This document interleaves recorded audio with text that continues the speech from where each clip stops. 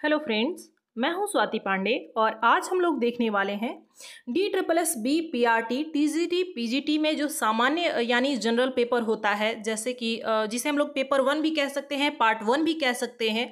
और इसके अंतर्गत कौन कौन से सब्जेक्ट पूछे जाते हैं और उनमें सामान्य विज्ञान की उपयोगिता क्या है और सामान्य विज्ञान के अंतर्गत हमें क्या कुछ पढ़ना होता है। तो आज हम लोग इसी पर चर्चा करेंगे। चलिए शुरू करते हैं। देखिए, जैसा कि हम लोग जानते हैं कि DSSB PRT में या फिर TGT PGT में के दो भाग होते हैं, दो पार्ट में एग्ज़ाम होते हैं, ये हम कह सकते हैं।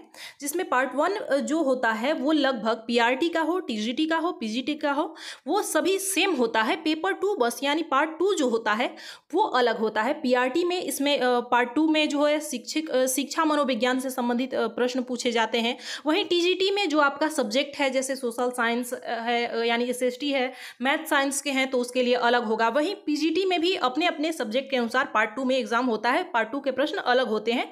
लेकिन पार्ट 1 जो होता है वो चाहे PRT हो, TGT हो, PGT हो, यह कॉमन है और सब में पूछा जाता है और इसका सिलेबस भी सेम ही होता है। देखिए, अगर हम बात करें पार्ट 1 के सिलेबस के बारे में, तो सबसे पहले इसमें जो है वो 5 सब्जेक्ट से प्रश्न पूछे जाते हैं। प्रश्नों की संख्या 100 होती है और साथ ही इसमें नेगेटिव मार्किंग भी होता है। देखिए, रीजनिंग के 20 प्रश्न पूछे जाते हैं, साथ ही मैथ्स के 20 प्रश्न पूछे जाते हैं, इंग्लिश के भी 20 प्रश्न रहेंगे जिसमें पैसेज भी रहेगा, प्लस में आपका ग्रामर भी रहेगा। हिंदी के भी प्रश्न 20 पूछे जाते हैं, साथ ही GK GS या GA जिसे कहते हैं जनरल अवेयरनेस या फिर जनरल स्टडीज, इससे भी 20 प्रश्न पूछे जाते हैं। अब इसमें क्योंकि नेगेटिव मार्किंग हो जाता है, इसलिए एक एक जो नंबर है आपका, एक एक मार्क्स जो है वो बहुत ही महत्वपूर्ण भूमिका निभाता है आपके सिलेक्शन में।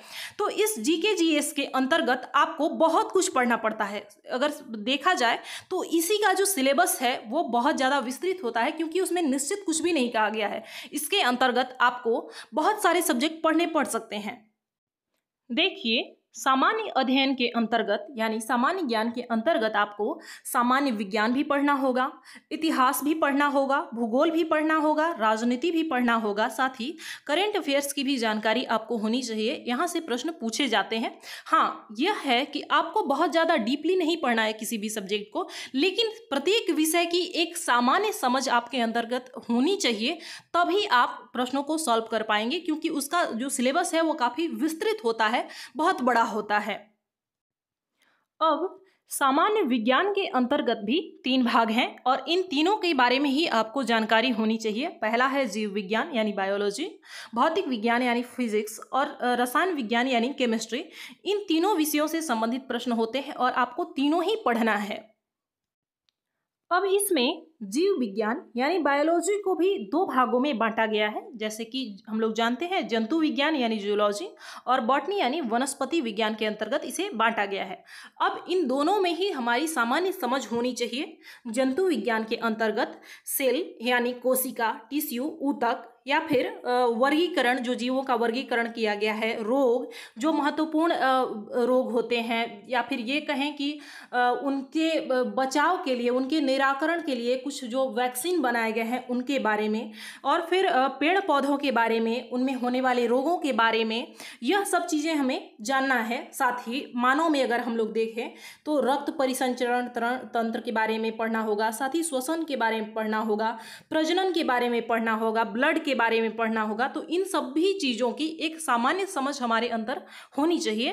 तो इस क्लास में बस इतना ही था। इसमें बस इंट्रोडक्शन था कि किस चीज़ में आपको क्या पढ़ना है, कैसे पढ़ना है और क्या क्या चीज़ पढ़ना है।